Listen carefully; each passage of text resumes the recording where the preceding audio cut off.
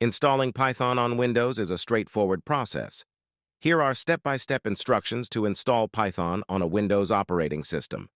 Number 1. Download Python Installer.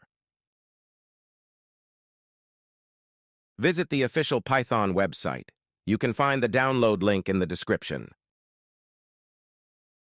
The website should automatically detect your operating system as Windows and suggest the latest version of Python for download. Click on the Download Python button to download the installer. Number 2. Run Python Installer. Once the installer is downloaded, locate the downloaded file and double-click on it to run the installer. Number 3. Configure installation. In the Python Setup window, check the box that says Add Python to Path. This option is essential for easily running Python and its associated tools from the command line. You can also customize the installation by selecting optional features or changing the installation directory, but the default settings are usually sufficient for most users. Once the installation is finished, you can verify that Python is installed correctly by opening a command prompt. Press Win+R, type CMD, and press Enter.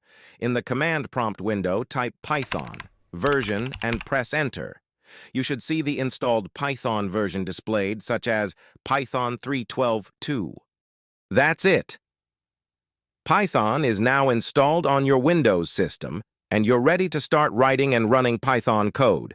You can create Python scripts, run interactive Python sessions, and explore the vast ecosystem of Python libraries and frameworks to build a wide range of applications.